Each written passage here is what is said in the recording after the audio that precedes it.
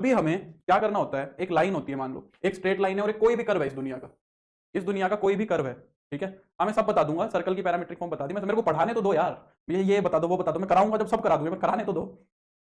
मान लो ये तुम्हारा एक कर्व है f x y is equal to 0। अब ये सर्कल भी हो सकता है, कैन बी सर्कल। यहां से मैं तुम्हारा आधे से ज्यादा रटने का काम खत्म कर रहा हूं, पहले तो इस चीज को समझ लो। ये मान लो एक सर्कल है, सर्कल भी हो सकता है, ये तुम्हारा पैराबोला भी हो सकता है, ये तुम्हारा इलिप्स भी हो सकता है, और ये तुम्हारा हाइपरबोला भी हो सकता है, ठीक है। ये तुम्हारा क्या हो सकता है, हाइपरबोला भी हो सकता है। अब एक लाइन जो है ना, हाँ अभी शायद एडमिशन ओपन है जहां तक मुझे लगता है।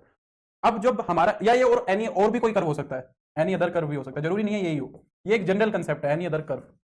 हमने इसके फॉर्मूले बनाए हुए हैं बहुत सारे, ठीक है। हम तुमने ये देखा होगा कि अगर एक लाइन टेंजेंट है सर्कल के ऊपर तो ये कंडीशन फॉलो होगी, अगर एक लाइन टेंजेंट है पैराबोला के ऊपर तो ये कंडीशन फॉलो होगी, अगर एक लाइन टेंजेंट है इलिप्स के ऊपर हाइपरबोला के ऊपर तो ये कंडीशन फॉलो होगी। एक्चुअली में उन कंडीशंस के पीछे कंसेप्ट क्या है वो सीख लो, क्योंकि समस्या क्या है, वो वाले जो रिजल्ट्स है ना वो सिर्फ स्टैंडर्ड फॉर्म्स पे लगते हैं कि भाई सर्कल की स्टैंडर्ड फॉर्म होनी चाहिए, इलिप्स की स्टैंडर्ड फॉर्म होनी चाहिए, पैराबोला की हाइपरबोला की इनकी स्टैंडर्ड फॉर्म्स होनी चाहिए। अगर बाई चांस स्टैंडर्ड फॉर्म हुई नहीं तो कोई और जनरल कॉनिक दे दिया तो, या सर्कल ही जनरल फॉर्म में दे दिया, फिर तो दिक्कत हो जाएगी। तो कंसेप्ट क्या है, देखो देखो क्या होता है, एक छोटा सा एग्जांपल से समझते हैं बात, ठीक है। छोटे से एग्जांपल से एक बात समझते हैं। मान लो मैं तुम्हें एक लाइन कह रहा हूं कि x plus y is equal to 3 line है, ठीक है। और एक मैंने यहां पे सर्कल लिख लिया x square plus y square is equal to 2, मान लो ये सर्कल लिख लिया।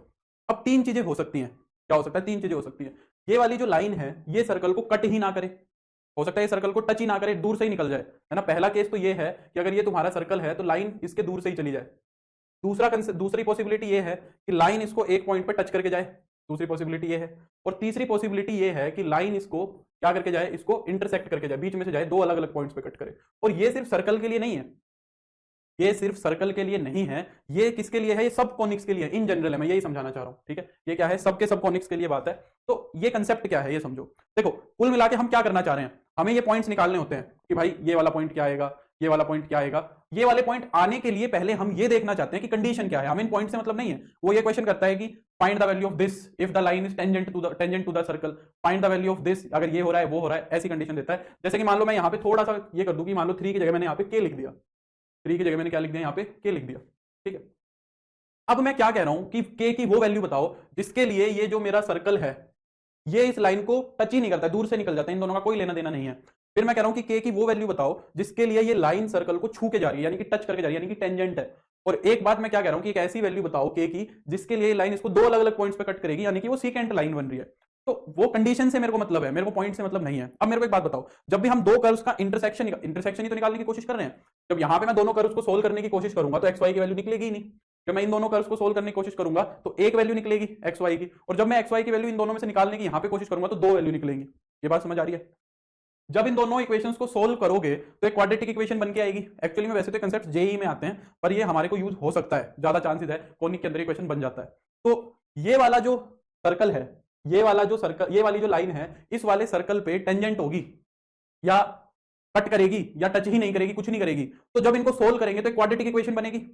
और क्वाड्रेटिक इक्वेशन के लिए भाई जब ये सोल्व ही नहीं होगा, कोई वैल्यू ही नहीं निकलेगी, यानी कि मैं ये कह सकता हूं कि उस केस में जो मेरा डिस्क्रिमिनेंट है वो तो जीरो से छोटा होगा, क्योंकि एक्स और वाई की वैल्यू तो निकालनी ही नहीं ना, एक्स और वाई की वैल्यू तो निकालनी ही नहीं। तो अगर एक्स और वाई की वैल्यू निकलेगी ही नहीं, यानी कि क्वाड्रेटिक इक्वेशन सोल्वेबल नहीं है। और क्वाड्रेटिक इक्वेशन सोल्वेबल कब नहीं होती, जब उसका डिस्क्रिमिनेंट नेगेटिव होता है।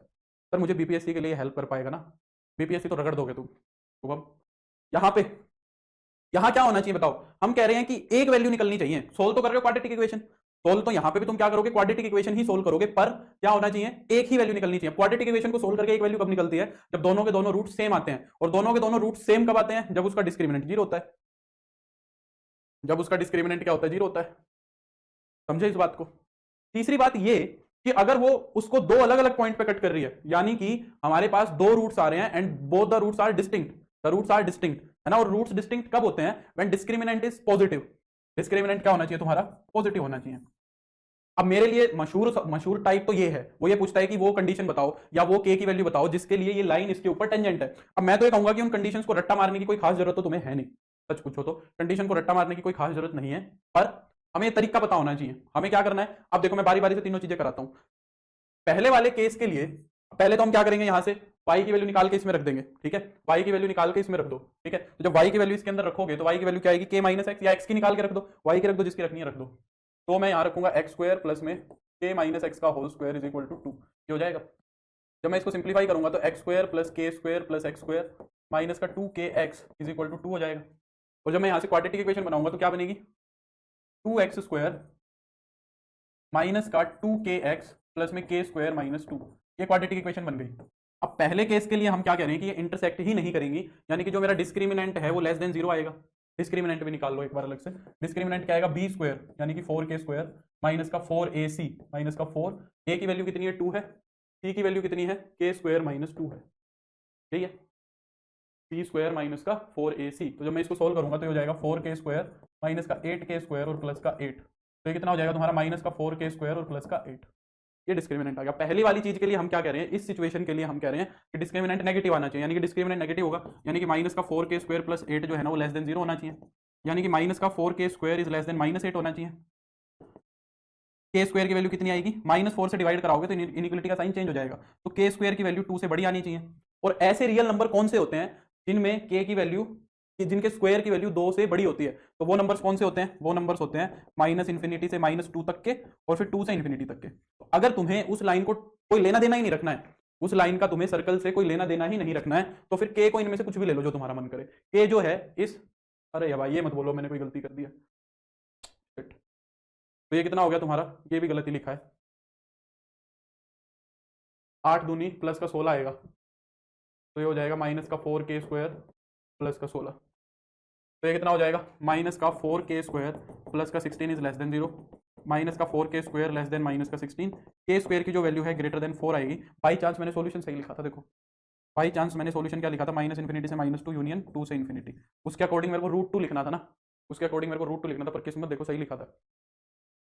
तो के की वैल्यू इसमें से कुछ भी ले लो जो तुम्हारा मन करे, अगर तुम्हें इस चीज को उस चीज से कोई लेना देना ही नहीं रखना है। दूसरी चीज में हमें क्या रखना है, अगर मुझे उसको टेंजेंट बनाना है, और line to be tangent, line to be tangent, अगर लाइन को टेंजेंट बनाना है तो लाइन को टेंजेंट बनाने के लिए मेरे को डिस्क्रिमिनेंट को नेगेटिव लेना, 0 लेना पड़ेगा। डिस्क्रिमिनेंट को 0 लेने का मतलब है माइनस का 4k स्क्वायर प्लस 16 0 आएगा, माइनस का 4k स्क्वायर कितना हो जाएगा, माइनस का 16, के स्क्वायर की वैल्यू हो जाएगी 4 और के की वैल्यू क्या हो जाएगी +-2, के की वैल्यू हो जाएगी +-2, ठीक है, के की वैल्यू हो जाएगी +-, ठीक है। Nikita good evening. और थर्ड वाले केस में अगर मुझे, यही सबसे इंपॉर्टेंट केस बनेगा यहाँ पे, ठीक है, ये इंपॉर्टेंट केस बनेगा, इसको ध्यान रखेंगे। और अगर डिस्क्रिमिनेंट पॉजिटिव होगा तो यानी कि वो दो अलग अलग पॉइंट पे कट करेगा, ठीक है, यहाँ पे तो कोई कॉन्टैक्ट ही नहीं होगा, ये नो कॉन्टैक्ट वाली सिचुएशन होगी। यहाँ पे टेंजेंट हो गया यानी कि एक पॉइंट आना चाहिए, और यहाँ पे दो इंटरसेक्टिंग पॉइंट आने चाहिए, 2 इंटरसेक्टिंग पॉइंट्स, ठीक है। तो डिस्क्रिमिनेंट को जब 0 के बराबर रखोगे यानी कि के स्क्वायर की वैल्यू लेस देन 4 आएगी, और ये कब होगा, जब के की वैल्यू -2 से बड़ी होगी और 2 से छोटी होगी। बोलो ये कंसेप्ट अगर तुम्हें समझ में आ गया ना, तो तुमने सबकी कमर तोड़ ली, सर्कल की भी तोड़ दी, इलिप्स की भी तोड़ दी, और हाइपरबोला की भी तोड़ दी, तुमने रटने का काम सारा ही खत्म कर लिया। अब वो क्या करता है, स्पेशल स्पेशल चीज के फॉर्मूले लिख देता है कि अगर ऐसी लाइन होगी, ऐसा सर्कल होगा, तो ये कंडीशन होगी तो टेंजेंट होगा, अगर ऐसी लाइन होगी ये होगा तो ये होगा। तो मुझे तो फिर उस चीज में समझदारी लगती नहीं, बाकी कहोगे तो मैं वो भी तुम्हें लिखवा दूंगा। ये बातें समझ में आई कि नहीं आई बताओ, ये कंसेप्ट समझ में आया। और यही कंसेप्ट कोई भी कर्व दे, सर्कल इलिप्स हाइपरबोला कुछ और भी दे दे, तो भी तुम्हें यही कंसेप्ट लगाना है। जैसे कि मान लो मैं तुमसे एक क्वेश्चन पूछूं, चलो एक क्वेश्चन में पूछ लेता हूं, for what values of k, for what values of k the line kx - y is equal to 1 is tangent to, अच्छा ये सवाल भी ना मैं तो ये कहूंगा कि पीजीटी के लिए ज्यादा जरूरी है, is tangent to x square - y square is equal to 1, ये क्या हो गया तुम्हारा हाइपरबोला हो गया, बताओ ये तुम्हारा हाइपरबोला हो गया। एक सवाल कर लो ताकि ये चीज तुम्हारे जहन में घुस जाए।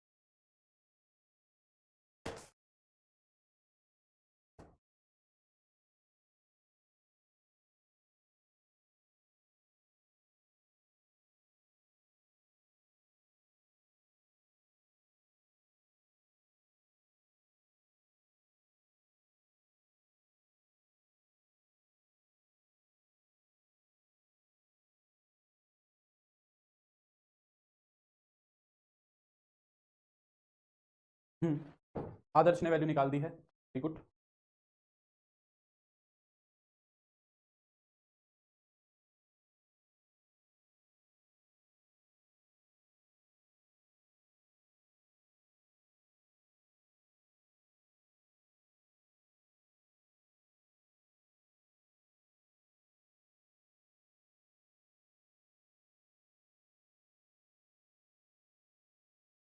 और किसी का नहीं हुआ?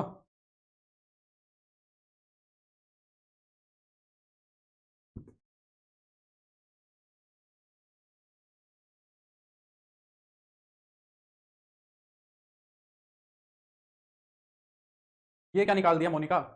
एक्स की टर्म्स में कहां से वैल्यूज आएंगी? ये क्या निकाल दिया? एक्स की टर्म्स में वैल्यूज निकालनी थी, तो यहां से क्या करो, जो आसान वेरिएबल है उसको रिमूव कर दो। यहां से y की वैल्यू कितनी आएगी? के एक्स माइनस वन। वाई की वैल्यू उठाओ और इसके अंदर रख दो। इतना लंबा चौड़ा सवाल तो नहीं था। के स्क्वायर माइनस का के एक्स माइनस वन का whole square is equal to one. तो ये हो जाएगा एक्स स्क्वायर माइनस ये स्क्वायर खोलो minus k square x square minus का वन और माइनस माइनस प्लस हो जाएगा, प्लस का two k x is equal to one. यही होगा। तो यहाँ पे जो हमारा कुछ नहीं कैंसिल हो रहा, इन दोनों में से तो क्या आएगा? एक्स स्क्वायर कॉमन हो जाएगा, ये one minus k square x square हो जाएगा, प्लस का टू के एक्स हो जाएगा, ये इधर आएगा तो माइनस का टू। अब टेंजेंट होने के लिए डिस्क्रिमिनेंट को जीरो होना पड़ेगा, तो डिस्क्रिमिनेंट को जीरो कर देंगे तो बी स्क्वायर।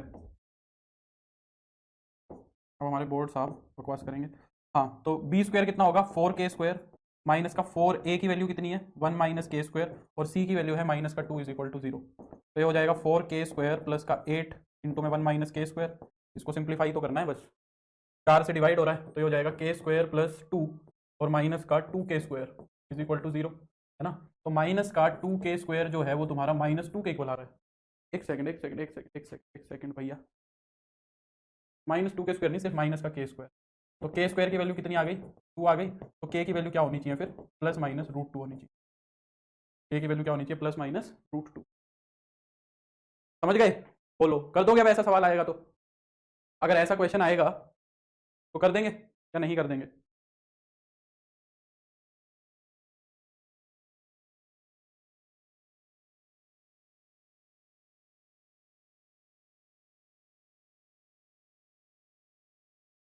अब हमारे पास नेक्स्ट आता है एक कंसेप्ट कॉमन टेंजेंट्स का। Common tangents of circle. Circles के कॉमन टेंजेंट की बात करना चाह रहे हैं। सर्कल्स के कॉमन टेंजेंट्स की हम क्या करना चाह रहे हैं? बात करना चाह रहे हैं कि सर्कल्स के कॉमन टेंजेंट कितने होंगे। अब ये भी थोड़ा सा तो लेंदी सवाल होता है। देखो, ये जो मैं अब करा रहा हूं ना, ये चीजें ये थोड़ी सी लेंदी वाली हैं, मुझे नहीं लगता ये डी ट्रिपल एस में आने के ज्यादा चांसेस हैं। पर अगर वो क्वेश्चन अपने आप से ही ऐसा कर दे, फ्रेम की आधी चीजें तुम्हें निकाल के दे दे, आधी चीजें तुम्हें अगर वो खुद से वैल्यू निकाल के दे दे, तो हमारी बात बन सकती है। देखो, अब बात को समझने की कोशिश करो। इस दुनिया के अंदर कोई भी दो सर्कल एक प्लेन में अगर होंगे ना, इस दुनिया के अंदर अगर कोई भी दो सर्कल एक प्लेन के अंदर होंगे, तो हमारे पास उनके सेंटर्स के बीच का जो डिस्टेंस है ना, उनके सेंटर्स के बीच का जो डिस्टेंस है वो हमेशा उनकी रेडियस के डिफरेंस का जो मैग्नीट्यूड होगा ना, उसके बराबर या उससे तो बड़ी रहेगी सेंटर्स के बीच का डिस्टेंस। और हमेशा उनकी रेडियस के सम के मॉडुलस के, वो सम तो पॉजिटिव ही आना है वैसे तो, पर उसका मॉडुलस लगाने की तो कोई सेंस है नहीं, पर फिर भी लगा दिया। तो मत ही लगाओ फिर, जब सेंस नहीं है तो क्यों ही लगाना। R1 प्लस R2 इससे छोटा होगा या इस मैक्सिमम इसके बराबर हो सकता है। मैक्सिमम क्या हो सकता है? नहीं नहीं, इससे ज्यादा भी हो सकता है यार, इससे भी ज्यादा हो सकता है वैसे तो मैं इसको कैसे लिखूं? या तो ये चीज और एक केस और बना देते हैं, एक अलग से केस बना देते हैं, या फिर या तो ये चीज होगी, या फिर C1 और C2 जो होगा ना, वो ग्रेटर देन होगा तुम्हारा R1 प्लस R2 से। अब यहाँ पे कितने केस बने ये समझो, यहाँ पे कितने केस बने वो सारे केसेस हम देखेंगे कब कब क्या क्या होगा, ठीक है। पहला केस तो वो बना जब तुम्हारा C1 और C2 जो सेंटर्स के बीच का डिस्टेंस है ना, वो R1 माइनस R2 के इक्वल है, एक केस। दूसरा केस बना जब C1 C2 R1 minus R2 से बड़ा है, दूसरा केस। तीसरा केस बना जब हमारा R1 प्लस R2 से छोटा है, और चौथा केस बना जब R1 और R2 के बराबर है, चार। और पांचवा केस हमारा बना जब R1 और R2 से भी बड़ा है। अब बारी बारी से केसेस डिस्कस करते हैं। देखो, पहला केस कब बनेगा? पहले केस के अंदर क्या होगा? पहले केस के अंदर जो एक सर्कल है ना, पहले केस के अंदर जो एक सर्कल है तुम्हारा, उसी के अंदर तुम्हारा दूसरा सर्कल भी मिलेगा तुम्हें, उसी के अंदर हमें दूसरा सर्कल भी मिलेगा, ठीक है। कहीं भी हो सकता है वो। तो इसका सेंटर मान लो, थोड़ा इसको टेढ़ा मेढ़ा करते हैं ताकि ये वो ना लगे तुम्हें, क्या बोलते हैं, कंसेंट्रिक ना लगे। कैसा भी हो सकता है, इसको टच कर भी सकता है, नहीं भी कर सकता, ठीक है। तो माना इसका सेंटर तो C1 है और इसका सेंटर C2 है। इसकी रेडियस मान लो R1 है और इसकी रेडियस मान ली R2 है। इसकी रेडियस क्या है? R2 है। तो यहाँ पे क्या मिलेगा तुम्हें ऐसी सिचुएशन में? C1 और C2 जो डिस्टेंस होगा वो तुम्हें बड़ा मिलेगा, इससे R1 माइनस R2 के मॉडुलस से। यहाँ पे R1 माइनस R2 का जो मॉडुलस है उससे तुम्हें ये डिस्टेंस क्या मिलेगा? बड़ा मिलेगा। ये बात समझ में आई? ठीक है, और ऑब्वियस सी बात है कि R1 प्लस R2 से तो छोटा ही होगा, है ना। उस चीज को चाहे वैसे लिख लो, उसमें भी कोई दिक्कत नहीं है। इस चीज को तुम ऐसा भी समझ सकते हो ना, C1 plus C2 R1 minus R2 से तो बड़ा होगा, पर वो C1 plus R1 plus R2 से छोटा भी होगा। ये बात समझना चाहो तो समझ लो, उसमें भी कोई दिक्कत नहीं है, वो तो इंक्लूड हो ही जाएगी बात। अब इस सिचुएशन के अंदर कॉमन टेंजेंट्स कितने मिलेंगे? अब क्या होगा, पेपर में सवाल कैसा आएगा? वैसे स्टैंडर्ड क्वेश्चन तो ये बनता है कि दो सर्कल अलग अलग इक्वेशन दे दे उनकी, क्या दे दे, एक सर्कल की इक्वेशन दे दे, दूसरे सर्कल की इक्वेशन दे दे, और कहे कि बताओ इनके कॉमन टेंजेंट्स कितने हैं। ठीक है, इनके कॉमन टेंजेंट्स कितने हैं, ठीक है। तो उसमें तुम्हें क्या करना पड़ेगा, पहले वाले का सेंटर निकालो, दूसरे वाले का सेंटर निकालो, दोनों के सेंटर्स के बीच का डिस्टेंस निकालो, दोनों की रेडियस निकालो, और फिर देखो कि कौन सी बात इनमें से सेटिस्फाई कर रही है। अब यहाँ पे ये हो सकता है कि तुम्हें सेंटर के बीच का डिस्टेंस दे दे और दोनों की रेडियस भी दे दे, सेंटर के बीच का डिस्टेंस भी दे दे और रेडियस भी दे दे, फिर तुम चेक कर सकते हो डायरेक्टली। ये एक क्वेश्चन बन सकता है यहाँ से। तो इस केस में कॉमन टेंजेंट्स कितने, पहले तो ये बताओ, इस केस के अंदर कॉमन टेंजेंट्स कितने बनेंगे? क्या कोई ऐसा टेंजेंट है जो दोनों के लिए सेम बनेगा? क्या कोई ऐसी लाइन है जो दोनों को साथ छू के जाएगी? एक भी ऐसा टेंजेंट नहीं बना सकते तो दोनों पे एक साथ टेंजेंट बन जाए। इस केस में कॉमन टेंजेंट बनेंगे तुम्हारे 0, यहाँ पे एक भी टेंजेंट नहीं होगा। ठीक है, नितेश 2 कह रहा है, 2 कौन से बना दिए भाई? दूसरी सिचुएशन में क्या होगा, दूसरी सिचुएशन में एक सर्कल जो होगा वो ये होगा, और दूसरे वाला जो सर्कल है ना वो इसी के अंदर ही होगा, पर वो क्या करेगा, वो इसको अंदर से टच कर लेगा, वो इसको क्या कर लेगा, अंदर से टच कर लेगा, ऐसे वो अंदर से टच कर लेगा इसको, ऐसे समझ रहे हो, वो इसको क्या कर लेगा, अंदर से टच कर लेगा, समझ रहे हो। अब ये टच करे तो जरूरी नहीं है एकदम इसके सेंटर पे से जाए, थोड़ा और बड़ा बना लो चाहे, कैसा भी हो सकता है। ठीक है, पर टच करने से क्या सिचुएशन आएगी, इसका सेंटर अगर C1 है, इसका सेंटर मान लो यहाँ पे C2 है, तो जो ये वाली रेडियस है, ये वाली रेडियस तो R1 होगी, और ये वाली रेडियस तुम्हारी क्या होगी, R2 होगी, यही होगा। अब देखो C1 और C2 के बीच का डिस्टेंस कितना बनेगा, C1 और C2 के बीच का जो डिस्टेंस बनेगा वो दोनों के डिफरेंस के बराबर है ना, R1 और R2 के डिफरेंस के बराबर है। तो ये वाली वो सिचुएशन है जब तुम्हारा C1 और C2 जो है वो R1 माइनस R2 के मॉडुलस के बराबर होगा, ये वाली सिचुएशन ये है। ठीक है, जब यहाँ पे क्या हो रहा होगा तुम्हारा, ये हो रहा होगा। यहाँ पे कितने कॉमन टेंजेंट्स बनेंगे, यहाँ पे कितने कॉमन टेंजेंट्स बना सकते हो इस सिचुएशन के अंदर? तो यहाँ पे अगर हम कॉमन टेंजेंट्स बनाएंगे तो सिर्फ एक बनेगा, यहाँ पे एक ये वाला जो टेंजेंट जाएगा वो क्या जाएगा, वो यहाँ से ऐसे जाएगा। रवि जो समस्या है मुझे ईमेल कर देना, मैं बता दूंगा। ये वाला एक कॉमन टेंजेंट बनेगा तुम्हारा इसके अंदर। ठीक है, थर्ड थर्ड सिचुएशन में क्या होगा कि सर्कल जो है वो हमारा बाहर निकलना शुरू हो जाएगा, सर्कल जो है वो मेरा क्या हो जाएगा, यहाँ से इस अंदर वाले बड़े वाले सर्कल से बाहर निकलना स्टार्ट हो जाएगा। तो मानो एक सर्कल ये है तुम्हारा और दूसरा सर्कल तुम्हारा ये है। ठीक है, दूसरा सर्कल तुम्हारा ये है। तो इस केस में क्या होगा, इस केस में भी वही सिचुएशन होगी, R1 माइनस R2 से बड़ा हो जाएगा। अभी तो यहाँ पे R1 प्लस R2 के बराबर है, इससे बड़ा हो जाएगा, पर अब ये वाली इनइक्वालिटी काम करने लग जाएगी। यहाँ पे तो लोअर लिमिट काम कर रही थी, अब यहाँ पे अपर लिमिट काम करने लग जाएगी, बाहर जाने लग गया ना, C1 C2 R1 minus R2 से बड़ा होने लगे, तो कहां तक जा सकता है, तो वो कहेगा इससे आगे तो नहीं जा पाएगा, इससे आगे तो तुम्हारा नहीं जा पाएगा। मान लो इसका सेंटर तुम्हारा C1 है और इसका सेंटर मान लो C2 है ना। तो ये भी वही सिचुएशन है जब C1 C2 जो है वो R1 माइनस R2 के मॉडुलस से तो बड़ा है, पर R1 प्लस R2 से छोटा है, R1 प्लस R2 से क्या है, छोटा है। इसके अंदर कॉमन टेंजेंट्स कितने बना सकते हो, इसके अंदर कॉमन टेंजेंट्स कितने बनेंगे, इसके अंदर जो तुम्हारे कॉमन टेंजेंट्स बनेंगे वो कितने बनेंगे? यहाँ पे एक टेंजेंट तो जाएगा मेरा ये ऐसे छूता हुआ जो दोनों को टच कर जाएगा, और एक टेंजेंट यहाँ से ऐसा आएगा। ये 2 कॉमन टेंजेंट्स बना सकते हैं हम, हाँ है ना, ये 2 कॉमन टेंजेंट्स बन जाएंगे यहाँ पे, है ना। तो यहाँ पे कॉमन टेंजेंट कितने होंगे तुम्हारे, 2 होंगे। चौथी स्टेज में क्या होगा, चौथी स्टेज में जो तुम्हारा सर्कल है वो बाहर निकल जाएगा, पर चौथी स्टेज में क्या होगा, बाहर तो निकल जाएगा पर पूरा बाहर नहीं निकलेगा, थोड़ा सा टच में रहेगा, थोड़ा सा टच में रहेगा। सेकंड वाले में टेंजेंट मोर देन 1 भी तो हो सकते हैं, हम थोड़ी ना डायरेक्शन चेंज कर देंगे। हाँ, तो और कौन सी डायरेक्शन में बनाओगी सिमरन, कहीं से भी टच कर लो, और कोई टेंजेंट बनेगा तो और कोई लाइन बनाओगी तो कट करके अंदर से चला जाएगा, है ना, और कोई टेंजेंट नहीं छू के जा सकता है। कॉमन टेंजेंट्स की बात करें, कॉमन टेंजेंट जो दोनों पे हो, तो उसी पॉइंट पे बनेगा ना जिस पॉइंट पे दोनों टच करेंगे, बस। दूसरी सिचुएशन ये हो जाएगी, तो यहाँ पे क्या है, यहाँ पे C1 है और यहाँ पे C2 है। ठीक है, इसकी रेडियस R1 है और इसकी रेडियस R2 है, सबसे अच्छा केस तो यही है। ठीक है, ये R1 और R2 है। तो अगर मैं यहाँ पे देखूँ तो यहाँ पे जो मेरा C1 C2 है वो R1 प्लस R2 के इक्वल है। अगर मैं यहाँ पे तुम्हारा C1 C2 देखूँ तो वो क्या है, R1 प्लस R2 के इक्वल है, साफ साफ। यहाँ पे कितने कॉमन टेंजेंट्स बनाओगे, एक कॉमन टेंजेंट तो देखो ये वाला जाएगा, एक कॉमन टेंजेंट तो ये वाला जाएगा। ठीक है, एक और 2 जैसे हमने अभी पीछे बनाए थे, एक तो यहाँ से दोनों को छू के चला जाएगा, ठीक है, और एक यहाँ से छू के चला जाएगा, एक यहाँ से छू के चला जाएगा। ठीक है, ये 3 कॉमन टेंजेंट्स बनेंगे। कॉमन टेंजेंट्स कितने हो जाएंगे तुम्हारे यहाँ पे, 3 हो जाएंगे। ठीक है, लास्ट केस क्या होगा, तो फाइनली ब्रेकअप हो जाएगा, तो फाइनली एक दूसरे को कोई मतलब नहीं रहेगा किसी से, ये वाला सिचुएशन रहेगी जब दोनों के रास्ते अलग अलग। ये यहाँ पे और ये कहीं दूर, ठीक है।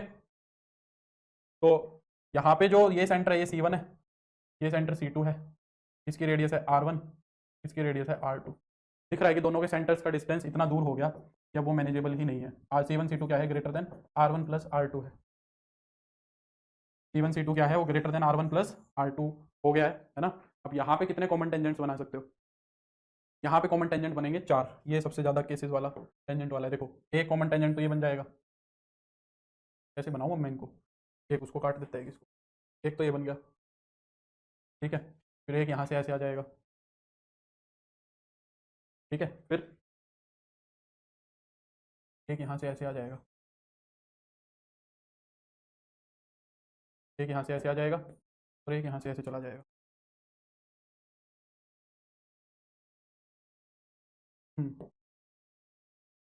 तो कितने बने भाई, 4 बने।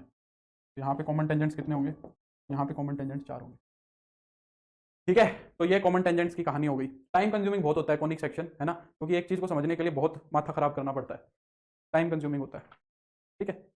अगली बात, अगर एक पोजीशन देखने, जैसे हमने एक लाइन के रिस्पेक्ट में पोजीशन देखी थी, वैसे ही हम पोजीशन देखते हैं, position of point with respect to a circle. एक सर्कल के रिस्पेक्ट में हम क्या देखते हैं, पॉइंट की पोजीशन देखते हैं, अंदर है बाहर है, क्या हो सकता है, या तो एक पॉइंट अंदर होगा। एक केस छोड़ दिया सर आपने, और कौन सा छोड़ दिया भाई, तो फाइनली मैंने सेपरेट करा दिया इनको, और कौन सा रह गया अभी घर परिवार के लट खुड़कने बाकी है क्या, और कौन सा केस रह गया बताओ, और कोई केस बचता है क्या। बस यार यही होने चाहिए, किताब वाला भी कह रहा है कि बख्श दो अब इनको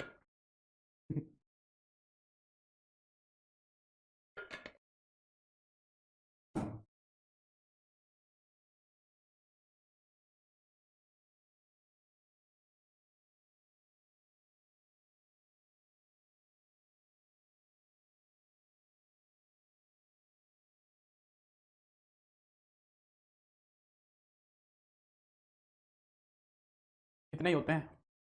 हाँ, तो मान लो एक सर्कल है, हमें जो दिया हुआ है x square plus y square plus 2gx plus का 2fy प्लस का c इज इक्वल टू 0, ठीक है। तो हमें यहाँ पे क्या करना है, जब एक सर्कल एक दूसरे के सेंटर के पास, सेंटर के पास मतलब मैं समझा नहीं, हो बनाए तो थे शुरू वाले केस। हाँ, तो हम यहाँ पे एक चीज कंसीडर करेंगे, क्या एस को कंसीडर करेंगे, जैसे हमने लाइन के अंदर कंसीडर किया था। ये जो इसका कोनिक वाला पार्ट है, जो इसकी इक्वेशन वाला पार्ट है, इसमें से हम ये एस चीज को कंसीडर कर लेंगे, है ना। फिर 3 केसेस बनेंगे। पहला, अगर तुम्हारा x1 y1 पॉइंट इसमें पुट करने पे 0 ही बना दे, तो फिर वो क्या हो जाएगा, lies on the circle, lies on the circle. दूसरा, अगर तुम्हारा एस x1 y1 जो है वो लेस देन 0 आ जाए, नेगेटिव आ जाए, तो हम क्या कहेंगे कि lies inside the circle, lies inside the circle. और तीसरा, अगर तुम्हारा x1 y1 पुट करने पे जो ये s है ये ग्रेटर देन 0 हो जाए, तो फिर हम क्या कहेंगे, lies outside the circle, lies outside the, ये सर्कल से बाहर जाएगा। इसका एग्जाम्पल कराने की तो जरूरत नहीं है ना हिमांशु यार, मैंने तो कहा था एग्जाम तक रहेगी, पर अनफॉर्चुनेटली मैं सब सारे डिसीजन लेने वाला इंसान हूँ नहीं ना। मैंने तो अपनी बात को रखने के लिए मैंने तो 2 बार वैलिडिटी एक्सटेंड करा दी, है ना, मैंने तो 2 बार वैलिडिटी एक्सटेंड करा दी, है ना। पेपर आया ही नहीं तो अब क्या करें, अब उससे ज़्यादा उन्होंने मना कर दिया, नहीं तो मैं तो बढ़वा देता, मुझे तो कोई समस्या नहीं थी।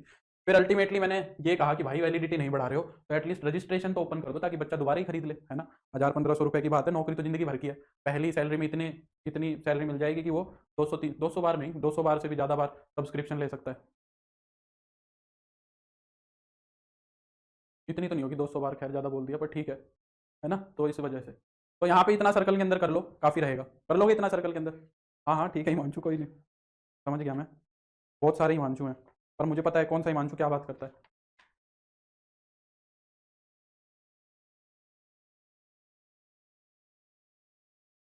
हाँ, अब हम बढ़ते हैं आगे पैराबोला के अंदर, ठीक है। अब पैराबोला की कुछ कुछ चीज़ें डिस्कस करेंगे ऐसे ही। तो सबसे पहले तो पैराबोला की पैरामीट्रिक फॉर्म, ठीक है। नौकरी के बाद कोई नहीं लेगा गुरुजी, मतलब कहने का मतलब ये है ना कि अब दोबारा एक बार तो ले ही सकते हैं, फिर वो वर्थ इट हो जाएगा बाद में, इतना भी क्या लालच करना, है ना। मैं सच बताऊं, मैंने मतलब आजकल तो किताबें खरीदने का जमाना रहा ही नहीं तो तुम एक अच्छे राइटर की अगर तुम एक किताब खरीदोगे ना, मान लो एनालिसिस की एक अच्छे राइटर की किताब खरीद रहे हो, इंडिया वाले की बता रहा हूँ, तो 700-800 रुपए की तो वो किताब आ जाती है ना। तो ये देखो, तुम्हें विश्वास नहीं होगा, ये रखी है क्या, नहीं रखी। अभी मैंने 10 दिन का 20 दिन पहले सिर्फ सिर्फ एक ऐसे ही, मेरे को तुम्हें भी पढ़ाना था तो मुझे लगा अच्छा करना है, तो 200 बार यानी कि 200 बार आगे पीछे करके परचेज कर लेगा, मैं ये कहना चाह रहा हूँ। एक तुम्हें पढ़ाने के लिए सिर्फ मैंने एनालिसिस की किताब खरीदी थी, है ना, तो मैंने खरीद ली। अब किताबें क्योंकि मेरे को खरीदने की आदत है, आजकल के बच्चों में किताबें खरीदने की आदत नहीं रही, सबको किताबें खरीदना तो झमेला लगता है, ठीक है, तो मैं तो किसी में भी नहीं हो रही है ना। तो इसी वजह से पैसों को जब भी पढ़ाई से रिलेटेड किसी भी चीज में इन्वेस्ट करो ना, तो दिल खोल के किया करो, है ना। अगर तुम 100 रुपए खर्चने का सोच रहे हो तो 200 खर्चा करो पढ़ाई के मामले में। देखना वो इतना इतना हजार वो मल्टीप्लाई होगा ना, तो इतने टाइम्स मल्टीप्लाई होगा, इतने टाइम्स मल्टीप्लाई होगा कभी जाके तुम्हारे काउंटिंग में भी नहीं आएगा। तो कभी भी पढ़ने में और अपने अच्छी चीजों में इन्वेस्ट करने के लिए 1 मिनट भी मत सोचा करो कि भाई क्यों खर्चना, किसी और की किताब लेके पढ़ लूंगा, इतना क्या है, 2 वैकेंसी है, होगा कि नहीं होगा, क्यों किताब खरीदी। लिया करो, लोगे, पढ़ोगे और फिर आगे बढ़ोगे, सीधी सी कंसेप्ट है। कभी इस चक्कर में मत रहा करो। मैंने तो आज तक किसी से किताबें मांगी नहीं, और मुझे किताब किसी को देना भी नहीं पसंद, है ना, मेरे को बिल्कुल नहीं पसंद किसी को किताबें देना। तो मेरे पास तो बहुत सारी किताबें हैं मैथ्स की, वैसी मेरे से पढ़ी नहीं जाती। तो ये जो नॉवेल्स वोवेल्स पढ़ते हैं ना, नॉवेल्स वोवेल्स पढ़ते हैं, वो तो मेरे से पढ़ी नहीं जाती। इतना तो मेरे को ही होता है कि जब वही पढ़ना हो तो खुद का मैथ पढ़ लो, कम से कम कुछ फायदा तो करेगा। तो वो सब तो मेरे बस की बात ही नहीं है। मेरे से तो 2 लाइन अगर मैं कभी, मैंने तो आज तक नहीं पढ़ी, 2 लाइन भी नहीं पढ़ी, मैं तो बस की बात ही नहीं है। तो बाकी मैथ्स मेरे को कुछ खरीदना भी होता है तो मैथ की मेरे पास, मैंने अभी खरीदी थी एससी मलिक और सविता अरोड़ा। तो मैं भी बता रहा हूँ, अगर तुम्हें बेसिक किताब चाहिए ना एनालिसिस की, क्योंकि एनालिसिस ऐसा है उसमें बहुत सारी चीजें कवर हो जाती हैं, बहुत सारी चीजें कवर हो जाती है, तो एक एनालिसिस की बुक तो ले लो, मैं तो ये कहूंगा। एससी मलिक और सविता अरोड़ा एक बुक आती है, बेसिक बुक है, मतलब अपने जो स्टेट्स की जो एमएससी चलती है ना, मतलब नॉर्मल जो यूनिवर्सिटीज होती है स्टेट वाली, उसके अंदर ये बुक फॉलो कराते हैं, और ये एक अच्छी किताब है, मैं तो यही कहूंगा। एससी मलिक सविता अरोड़ा, ये तुम्हारी एनालिसिस की है, रियल एनालिसिस की, कॉम्प्लेक्स की नहीं, रियल एनालिसिस की। तो ये ले सकते हो। इसका अब एक नया एडिशन भी आया है, मैंने लिया था। हाँ बिल्कुल बिल्कुल आदर्श, शेयर मार्केट से ज्यादा रिटर्न नहीं मिलता। जो खुद के अंदर पर्सनैलिटी डेवलपमेंट होता है वो तो मिलता भी नहीं है। हाँ ये बहुत अच्छी किताब है, होनी चाहिए, जिस भी इंसान ने एमएससी किया उसके पास ये किताब होनी चाहिए, ठीक है। रिया तो मेरी नौकरी लगवा के मानेगी। पर आप, अब आप किस जॉब की प्रिपरेशन कर रहे हो? रिया मैं तुम्हें पढ़ा ही रहा हूँ, नौकरी तो कर रहा हूँ यार मैं, और क्या कर रहा हूँ। पैराबोला देखो, ठीक है, ये मेरे को तुम टेली उस पे मैसेज करना शिवा, ईमेल आईडी पे मैसेज करना, मैं तब बताऊंगा। यहाँ पे मैं किसी और प्लेटफॉर्म का प्रमोशन नहीं कर सकता। पैराबोला, तो पैराबोला क्या है देखो। नहीं नहीं, रूबल कहाँ कहाँ ब्लॉक कर दिया भाई, ऐसा कभी नहीं हो सकता। तो पैराबोला की पैरामीट्रिक फॉर्म देखो, y square is equal to 4ax। Y square is equal to 4ax से बात शुरू करते हैं। इसकी पैरामीट्रिक फॉर्म देखो, हम यहाँ पे लिख देता हूँ मैं क्या बता रहा हूँ, पैरामीट्रिक फॉर्म बता रहे हैं। Parametric form of parabola, parametric form y square is equal to 4ax, ठीक है। हाँ भाई, तो क्या पुट करें इसके अंदर देखो, हम यहाँ पे पुट करेंगे एक्स को, तो पुट करेंगे हम टी, एक्स को तो सिर्फ हम क्या पुट करेंगे टी, और वाई को हम पुट करेंगे, एक सेकेंड, एक्स को टी पुट करेंगे 4ax। एक्चुअली मैंने इसमें ए नहीं लेंगे, ए लेंगे ना तो दिक्कत हो जाएगी, y square is equal to 4x ही लिखो, इसकी ही स्टैंडर्ड फॉर्म हम डिस्कस करेंगे। एक सेकंड रुको यार, ये तो मैं कंफ्यूज हो गया। हाँ नहीं नहीं नहीं नहीं, ठीक है ठीक है ठीक है, ए भी लिखो भाई, ए भी लिखो, मैं ही दिमाग में गलत पैरामीट्रिक फॉर्म समझ रहा था। तो एक्स को तो लेते हैं हम 80 और वाई को लेते हैं हम 280, ये हमारी पैरामीट्रिक फॉर्म होती है। नहीं नहीं, यहाँ पे कोस वोस नहीं आता है, इसकी इसकी ही पैरामीट्रिक फॉर्म सबसे इंपॉर्टेंट है। वैसे तो पैराबोला की ही पैरामीट्रिक फॉर्म सबसे इंपॉर्टेंट है, क्योंकि ट्रिग्नोमेट्रिक नहीं होती है, ठीक है। अब इसी से ही सबको एडजस्ट कर लो, इसी से ही क्या कर लो, सबको एडजस्ट कर लो। यहाँ पे एक्स, सॉरी एक्स, जैसे कि y square is equal to minus का 4ax है, तो अब तो साइन एडजस्ट करने हैं बस तुम्हें, है ना। सॉरी यहाँ पे टी स्क्वायर आएगा ना, T square, T square, comments रुक जाते हैं, थोड़ी दिक्कत हो जाती है। हाँ यहाँ पे ए टी स्क्वायर करो, क्योंकि जब y की वैल्यू यहाँ रखोगे तो 4a स्क्वायर बनेगा ना, y के लिए रखेंगे तो 4a स्क्वायर, और यहाँ पे a स्क्वायर रखेंगे तो 4a स्क्वायर टी स्क्वायर हो जाएगा, ठीक है, तब जाके बैलेंस होगा, ठीक है। अगर माइनस लिखा हुआ है तो इसको माइनस कर देंगे, x को क्या कर देंगे माइनस का a स्क्वायर, और y को वही रख लेंगे 2a, तो इसकी पैरामीट्रिक फॉर्म ये हो जाएगी, इसकी पैरामीट्रिक फॉर्म ये हो जाएगी। अगर x square is equal to 4ay है, x square is equal to 4ay है, तो यहाँ पे फिर y को a स्क्वायर मान लेंगे, और x को बोल देंगे 280, x को बोल देंगे 280। फिर अगर x square is equal to minus 4ay है, x square is equal to minus 4ay है, तो यहाँ पे हम एक्स वाई को क्या ले लेंगे माइनस का 80 स्क्वायर, और x को हम क्या ले लेंगे 280, x को हम क्या ले लेंगे 280। ये पैरामीट्रिक फॉर्म्स हो गई पैराबोला की, ठीक है। ये हमारे पैराबोला की क्या हो गई, पैरामीट्रिक फॉर्म्स हो गई। अगर टेंजेंट्स निकालने हैं तो टेंजेंट निकालने के लिए मैं तो कहूंगा वही तरीका ठीक है, उसी तरीके को फॉलो करेंगे जो हमारा था, ठीक है। सर या तो प्रैक्टिस बैच ले आओ या फिर यूट्यूब पर क्वेश्चन सीरीज शुरू कर दो प्लीज। हाँ रितु मैं टाइमली कर दूंगा कुछ ना कुछ, ठीक है, टाइमली उम्मीद है कुछ ना कुछ कर देंगे। और बाकी मैं तो कहूंगा एक मॉक टेस्ट खरीदो और अब सेल्फ स्टडी पढ़ना शुरू कर दो। दूसरे पे से इतनी मदद मिल गई वो मोर देन इनफ है, ठीक है। अब मेरे पीछे मत बैठे रहो, है ना। और सोचो अगर मैं कराऊंगा भी इस चीज को, ऐसे भी सोचो, मान लो मैं यूट्यूब पे बहुत अच्छी प्रैक्टिस करा दी, मैंने ऐसी प्रैक्टिस करा दी कि मतलब सब कुछ उसमें से ही आ गया, तो फिर तुम्हें इंडिविजुअल क्या फायदा हुआ उस चीज का? इंडिविजुअल कुछ फायदा हुआ उस चीज का? खुद सोचो, है ना? फिर ये बैच पेपर तक चलेगा या दोबारा देना पड़ेगा? ये बैच जब 1 साल तक रहेगा, जब जब से ये शुरू हुआ था उससे 1 साल तक रहेगा, तो शायद हमारा सितंबर में शुरू हुआ था, तो ये तो 1 साल तक रहेगा, तब तक तो तुम्हारा एग्जाम हो ही जाएगा, है ना? तो अगर टेंजेंट पूछे तो टेंजेंट हमें फिर वैसे ही निकालना है कि टेंजेंसी की कंडीशन की भाई इस ये अगर इसके ऊपर टेंजेंट है तो क्या होगा। जैसे कि एक क्वेश्चन कर दो, चलो मैं तुम्हारी इस चीज की तो प्रैक्टिस करा देता हूं। Find the slope m for which the line mx minus y plus 1 is equal to 0 is tangent to the parabola is tangent to the parabola x square is equal to 2y। बताओ, एक question और कर लो, मैं ले आऊंगा कुछ ना कुछ, तुम चिंता मत करो, ठीक है? तुम पढ़ाई पे ध्यान दो, प्रीवियस ईयर क्वेश्चंस करो, एक मॉक मॉक टेस्ट दो, तुम्हें टाइम ही नहीं मिलेगा।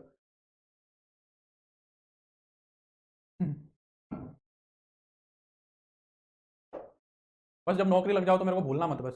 मैं अगर कोई तुमसे दिल्ली विल्ली का कोई काम कहूँ तो मेरा काम कर देना बस तुम दिल्ली का। ऐसा नहीं कुछ सामान वामान वाला कोई मेजर काम हो तो मेरे को भूलना मत बस, क्योंकि मेरे को पता है यहाँ से बहुत सारे दिल्ली के भाभी टीचर निकलने वाले हैं, तो मेरे को बस भूलना मत।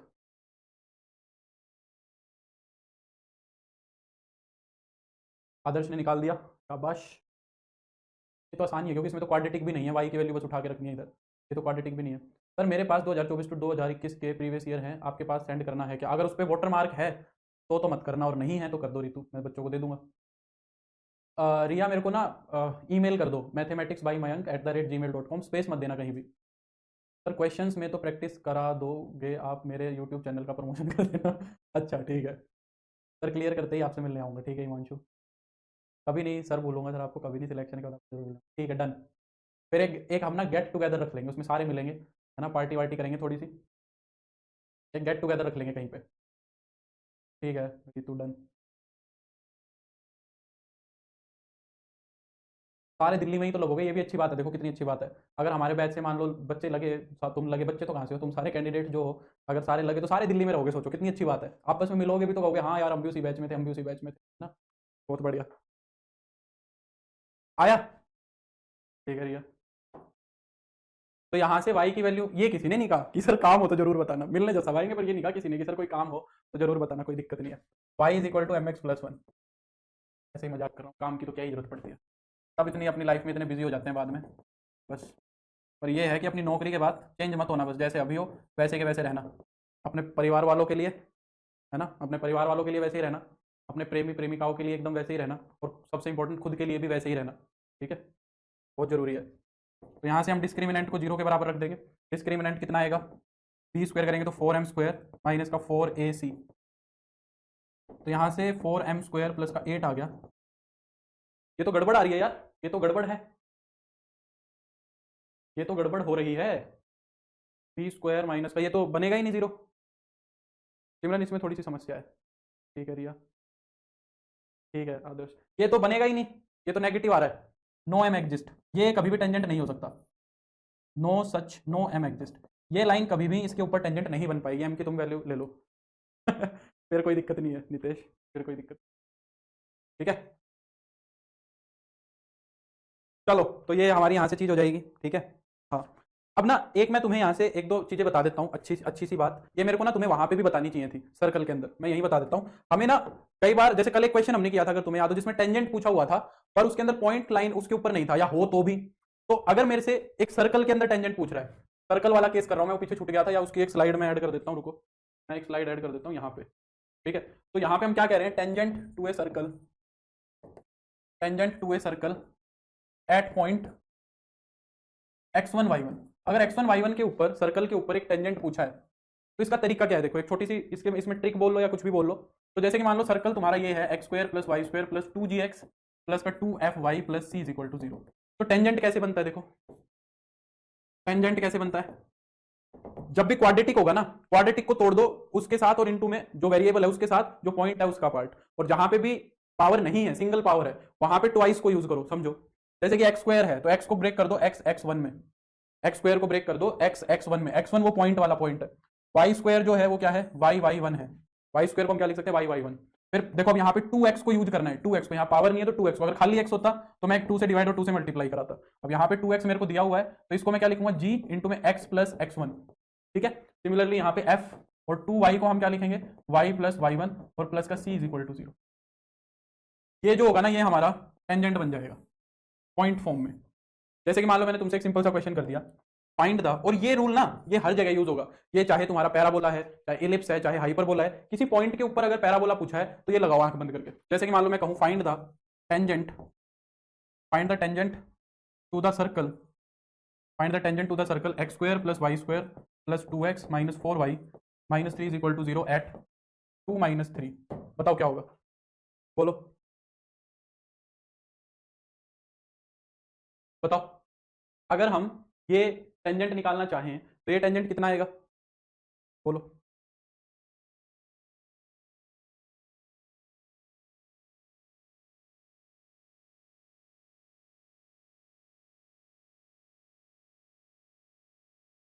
सर सिग्नम फंक्शन नहीं बताया आपने, सिग्नम फंक्शन में तो क्या ही है यार दीपक, कुछ भी नहीं है।